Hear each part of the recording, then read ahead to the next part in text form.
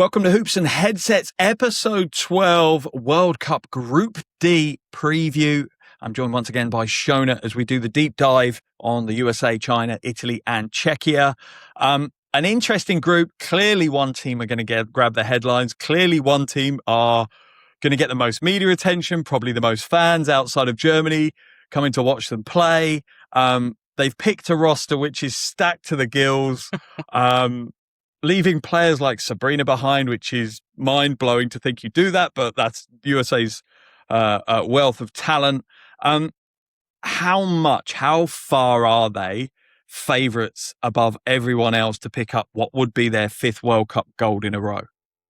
I just can't see any team knocking them off, especially with, like you said, the kind of, they've announced their roster. They have their 12. You can go see who it is. I think that they announced it last week, mid last week. Yeah, I think so. Yeah, it came out right. So they're one of the first teams to go with their 12. Yep. But they had that training camp before WNBA training camp started, so I'm pretty sure they had a good idea of who they were gonna. Sue Bird now involved with the USA basketball and the decision making, and it's exciting because we're gonna see some newcomers as well at a World Cup. So I'm really excited to see, some of the younger USA talent, but I can't see if they gel like we expect them to, from player 1 to player 12, there's no team that has that same kind of talent, in my opinion. So if they play good team basketball, I think they might be a little shaky the first few games, adjusting to the FIBA rules again. It's completely different defensively. It's a lot more physical. The referees, I would say, let more go. And, it'll take some of their players a little while to get used to that. But again, it's not as though these players haven't played at FIBA competitions before. They all have at different levels. Went through juniors. Went through juniors. Or were there in March. So not super worried about them. Maybe they'll come in a little tired because their players do play a lot of minutes in the WNBA, the 12 that they've selected. But I can't see. We mentioned it, maybe France. But again, it's going to be hard for France as well because this is the least amount of preparation that they have had going into a tournament. So, yeah, they're just stacked. They're good. Scary, I would love to see. Yeah, I would love to see a knockoff. Do you know what I love? And I send this out to the men's side of things. They've brought what they consider to be their 12 best players. Yeah, they are not sending a second team or half a first team or whatever. They've gone, we're going all in. And they do it every time. The big competitions, maybe not AmeriCup. I'd love to see them actually take AmeriCup more seriously and go all in on that. But World Cups, Olympics, they will send the best team they possibly can send, or they believe to be the best team they can possibly send. I'm going to try and find some water to throw on the fire that you've given them to try and put a little bit of jeopardy into the USA. One, like you say, converting to the FIBA rules, that will take some time. If this was straight into a knockout competition, I think that would be a chance for the USA to drop out because finding their feet quickly might be a little bit difficult. I think the other thing that I find interesting, it'd be good to get your take on this, is you've basically got 12 superstars and near enough in their W teams, and every team they've probably ever played for all the way back to kindergarten, they were the go-to player. That's not possible now. There's only one ball. There's only so many shots. How do they adjust in that situation? Do you think those players will adjust? Does a hierarchy start to develop? Is it coach-led that players are put in their place? Because that's the big thing for me, is gelling 12 leaders, superstars who are used to the ball in hand and taking a lot of shots, not doing that anymore. Yeah, I think it's coach-led. Kara Lawson, who will be coaching as a head coach in her first World Cup. She's obviously been an assistant before.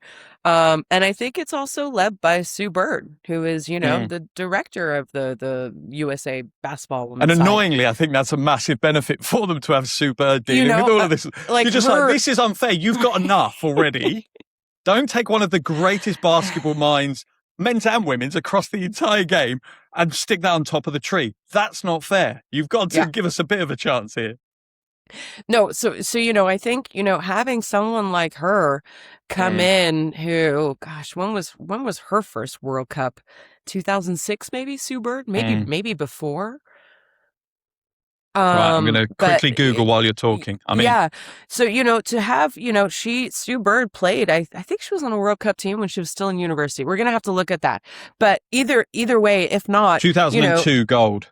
There you go. So she played back in 2002 and probably more limited minutes, and she knew what it was like then. So to have her be your director and be like, you know what, it's okay if you don't play. Look at DT, Diana Taurasi, during the Paris Olympics. She hardly played, but she had a great time, and she knew, it's a part of the cycle.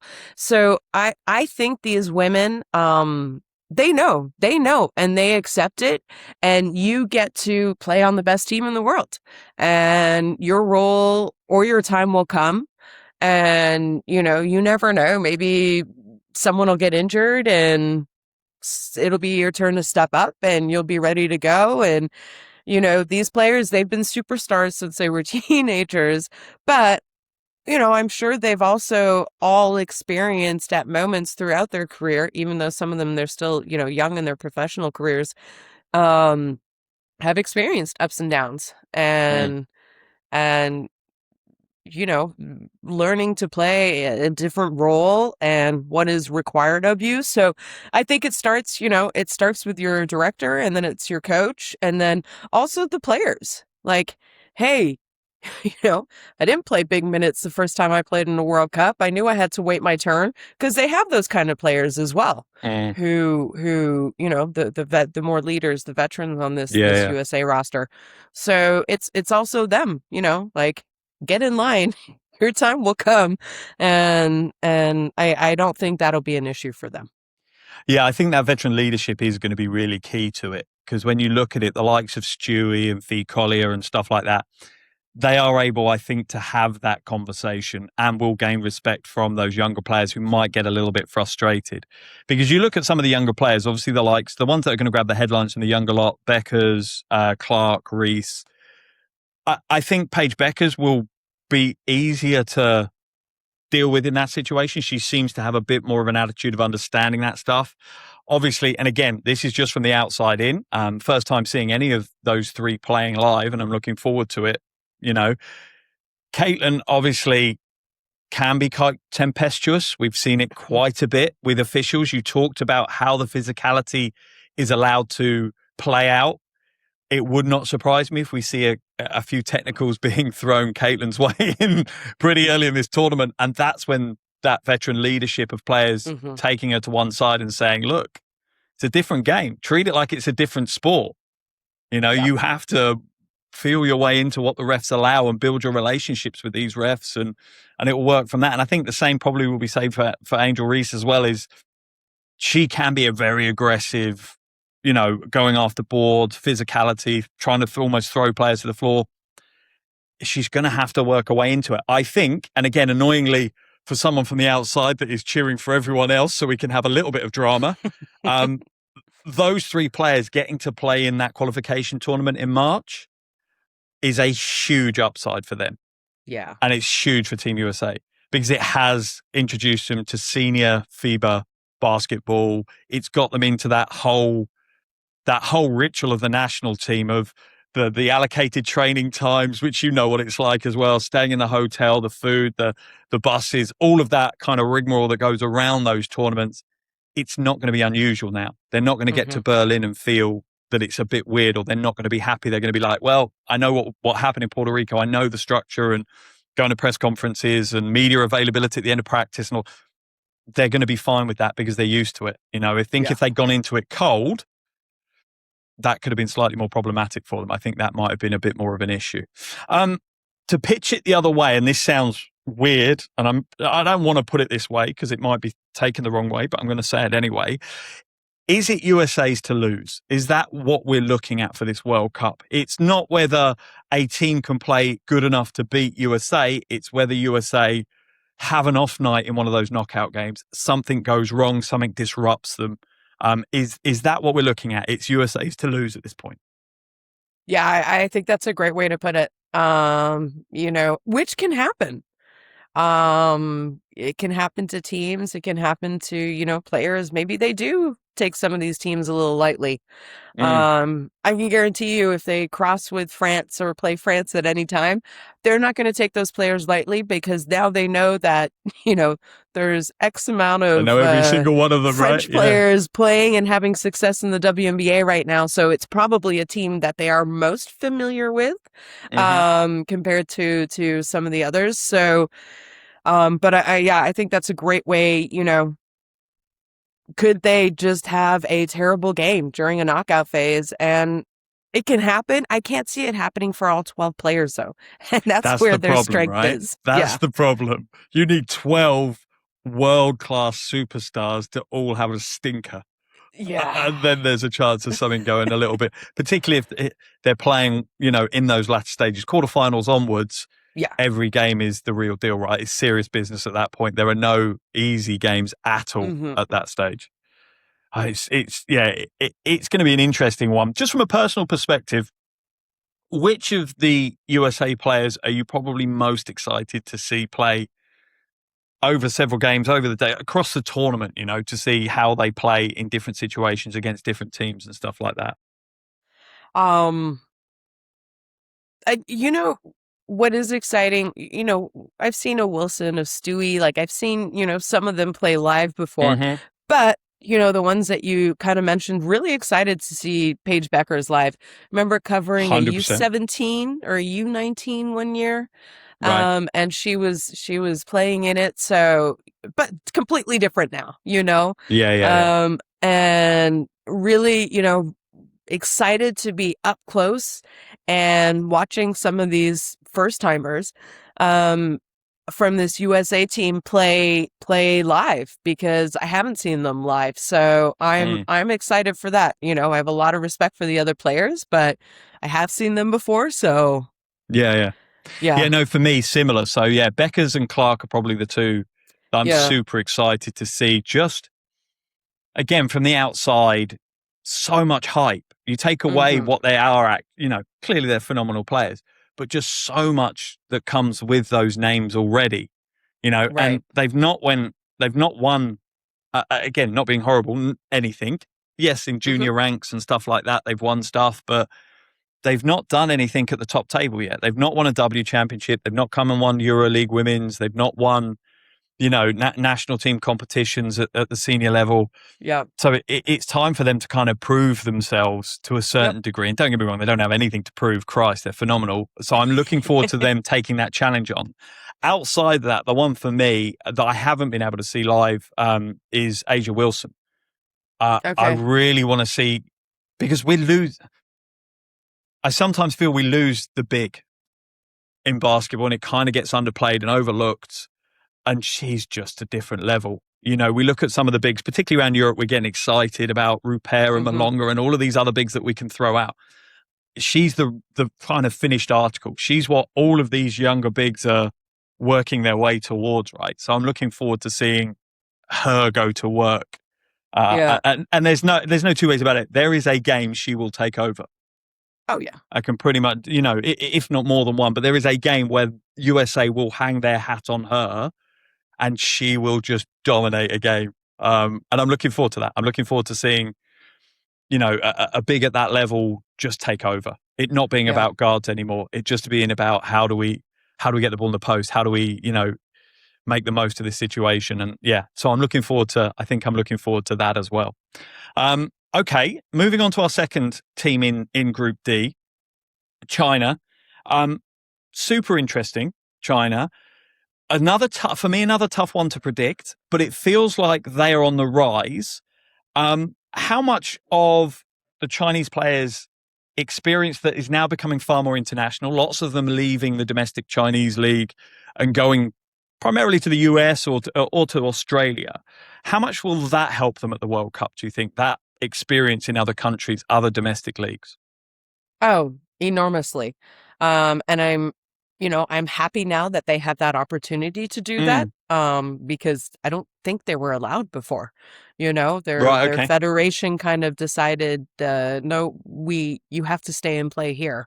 Yeah. But I think they've realized, okay, they'll get better playing in other countries and other leagues. Like you said, we know Honshu plays in the WNBA, but also played in Australia this past professional season. Yeah. And I think it's great for their development. Honshu, I think, is having a great season in New York. If you look at, what she's doing in the minutes that she's playing. And really exciting. What shocked me the most about China after the 2022 Sydney World Cup, love them. I thought they were on their way to be a great team for years to come. And then, boy, I mean, they didn't even get out of the group phase at the Olympics, and it was the exact same team. And, coaching changes happened after 2024. And I think that has helped them. China, I remember playing against China a lot too when I played 20 years ago. And they always did really well at the beginning of tournaments, and then they sort of hit a wall because I think there was maybe a lot of overtraining happening. Right. Okay. This is just my opinion. Yeah. The way that we, I've seen them practice, I've seen them, and I hope that's changed. I know they have Pierre Vincent as an assistant coach. He was that great French coach who brought the France national team glory in 2020 with their silver medal at the Olympics. 2012 with their silver. Don't remind me. Carry on. Yeah. As a British fan, I don't need reminding. Don't need reminding of the French team. Oh, right, that three-point really shot by Celine Dumerc. When I met Celine for the first time earlier this year, I went up to her and I went, I love you and hate you in equal measures. I'm sorry, but I can't let it go. And she just smiled at me and I'm like, I really do. I've got so ambivalent. I'm like, I can't let it go. It still hurts. It really does. But yeah. So, they've had international coaches before, but I just, I can imagine a mind like Coach Vincent really, helping them and helping them improve. This is a team, if you look at their roster, it's interesting because you have to play a little bit differently because of how big you are.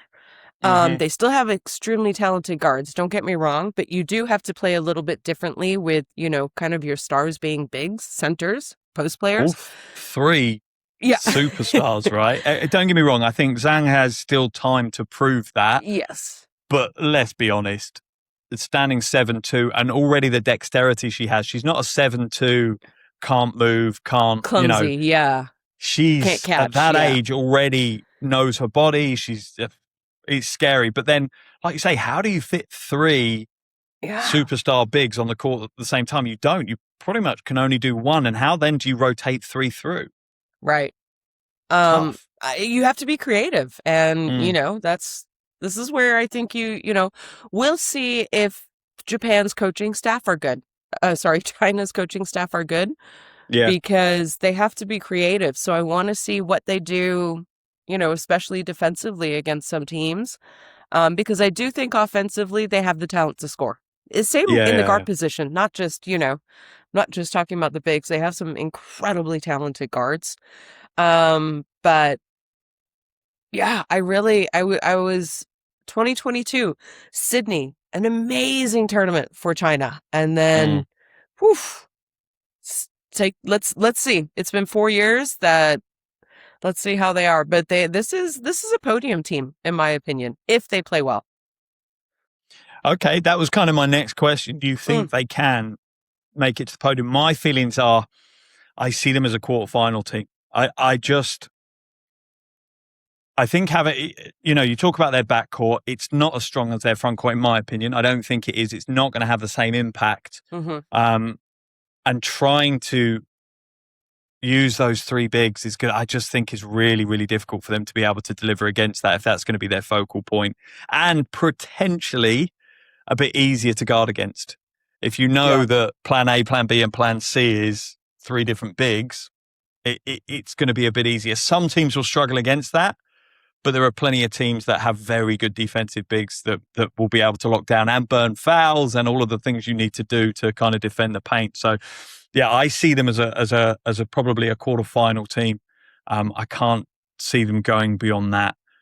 So let's say USA do win this group. If China finish second, they're potentially, based on what we predicted in yesterday's episode for Group C, they'll play Turkey in that qualification game. If China finish third, they'd either face Australia or Belgium.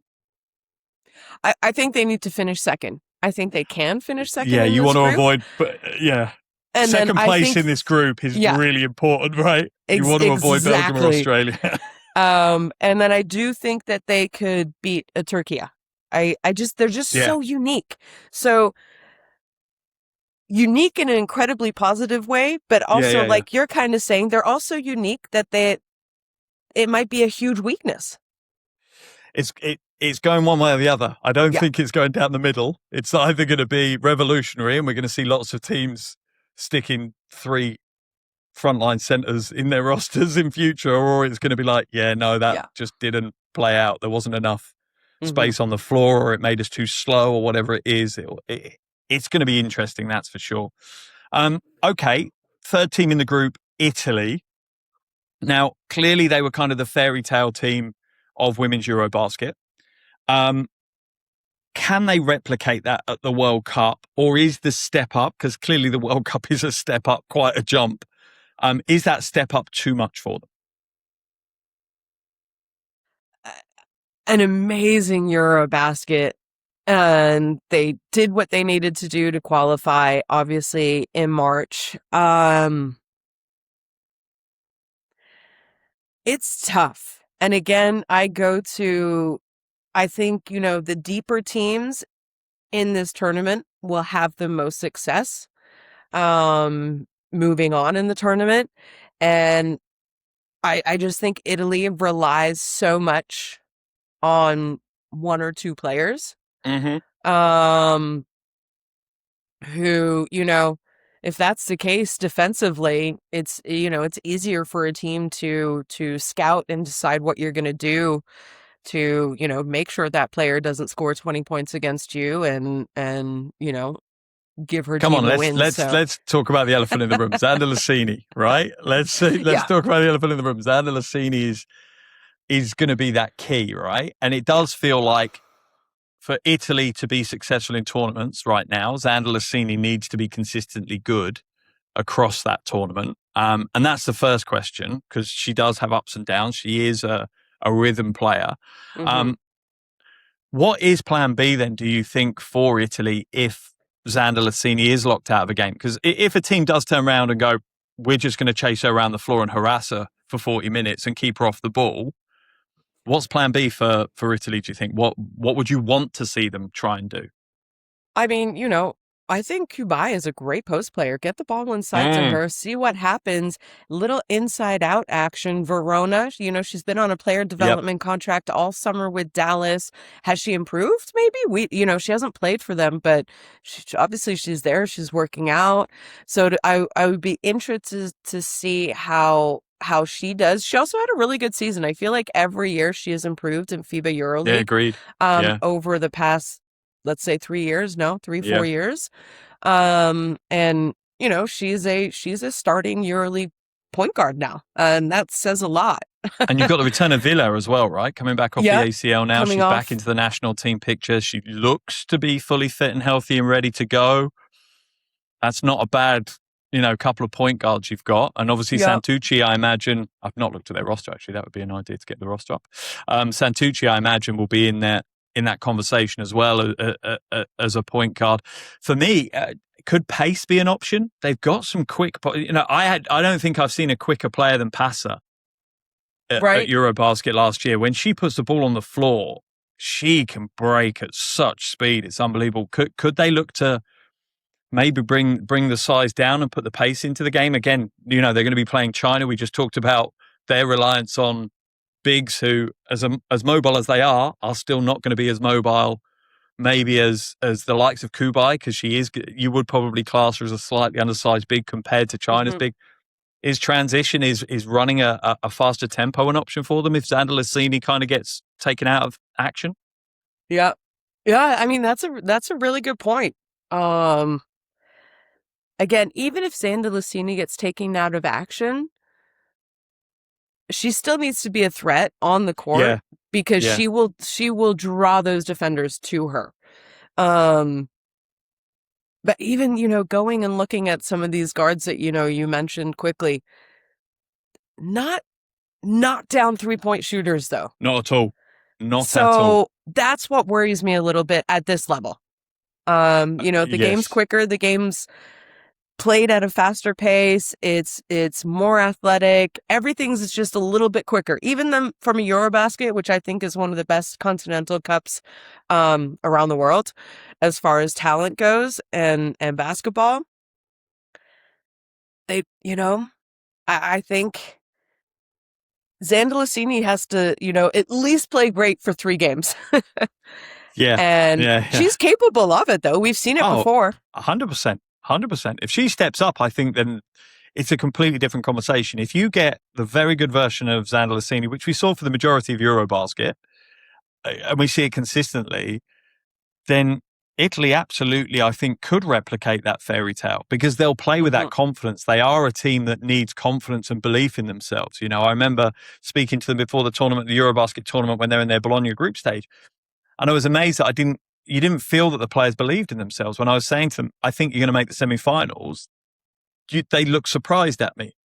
And I'm like, okay. All right. I presumed you would have already thought about this and would already feel that you're going to...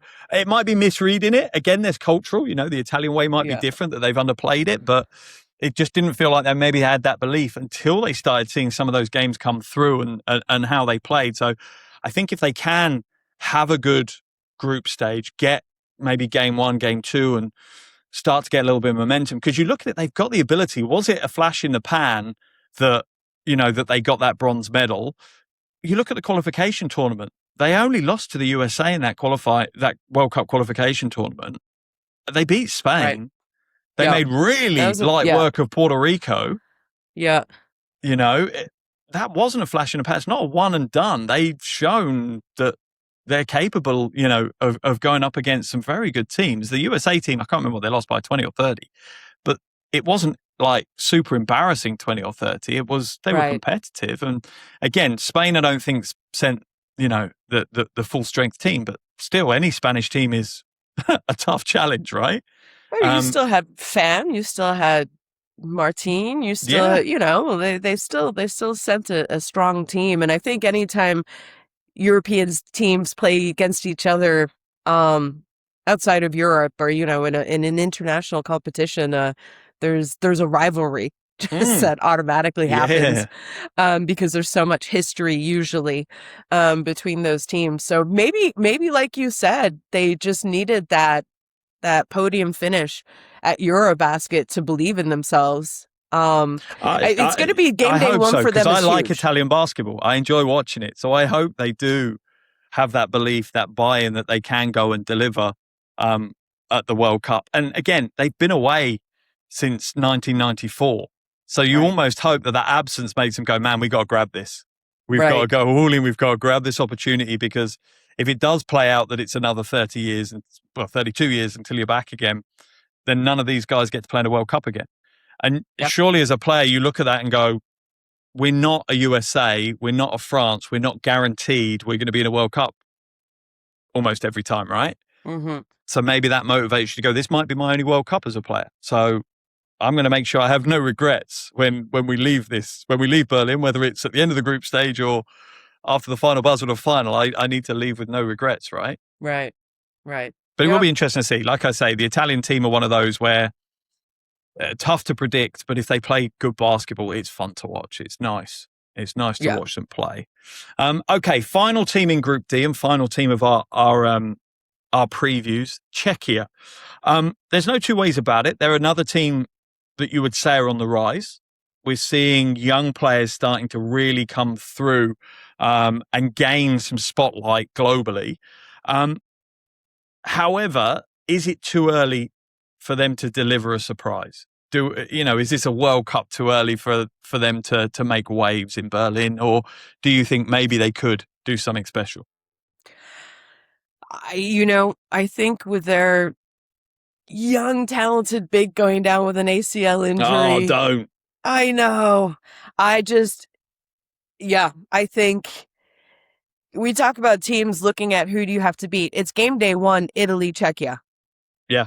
That's and huge. I can't see Czechia beating Italy, to be honest. Not right now, not with some of the injuries, that they have suffered. I agree with you. I think, they're starting to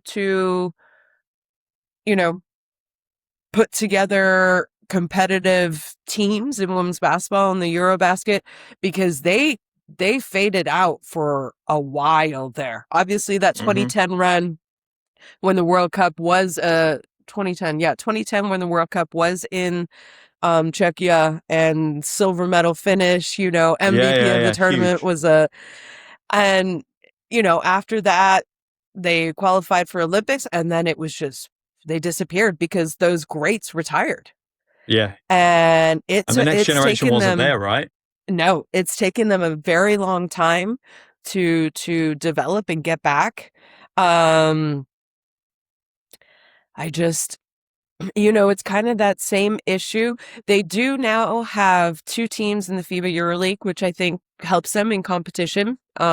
Before it was only ever Praha, right? Who were playing. Now we have Brno again, who have come back, found money. Zabini have been kind of there or thereabouts, but they're always kind of a qualification team that don't qualify or something along those lines. But I agree, the Czech league is problematic. I spoke to Pauline Astier, playing in the Czech league, and she's like, and I think it's fair to say she's not going to be kept at that high level.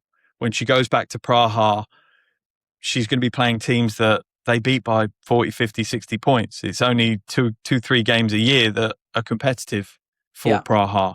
And that's problematic, because how do you instill that? Yes, players can leave and go to other countries, but then it does something different. If you're not growing up through a domestic scene, it just doesn't feel, I don't think it has the same kind of production. You look at France, you look at Spain, they're all going through that domestic scene, spending 1 or 2 years, the superstars spending 1 or 2 years playing for top teams in France, top teams in Spain, and then making the jump, be it to a big money day at a Fenerbahce or a big money day in the W or whatever it is. In Czechia, it doesn't seem that way, though. Yep. I mean, we have seen, Hamzova left this year. She went to play in Zaragoza, Casa de Mont Zaragoza, right?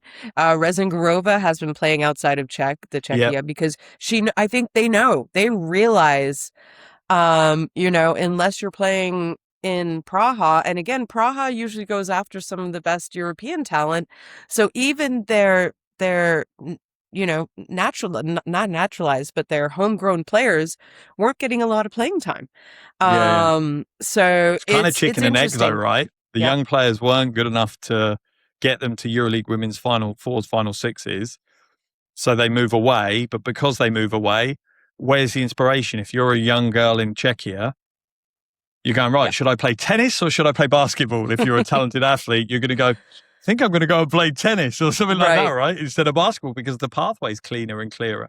But like you say, hopefully that will change as well. But for this World Cup, I think, you mentioned Chekova and the injury. As soon as I saw that come up on my social feed, my heart just sunk for them, because I was excited to see them go again after the Eurobasket and watching them play in Athens. I was excited to see, 12 months.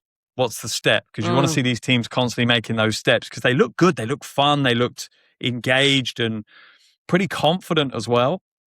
But I think without Chekova, it's a really big ask. There is some experience in that roster. Like you said, Razinga Rovers in that roster. You've got Barachkova, Hamzova, Andalova. So there are experienced players that have played at very high levels, won big things.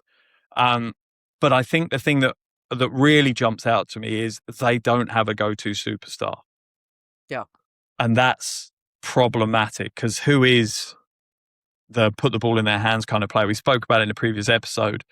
Ideally, as a team, you want 2 or 3 of those potential options. USA have got 12, but ideally you want 2 or 3 of them. I don't think right now Czechia have that player that wants to take a game on. Right. I don't think they have as skilled of a player. They don't have a Xander Lassini where you say, we need 2 points. Go and get us 2 points. Yeah.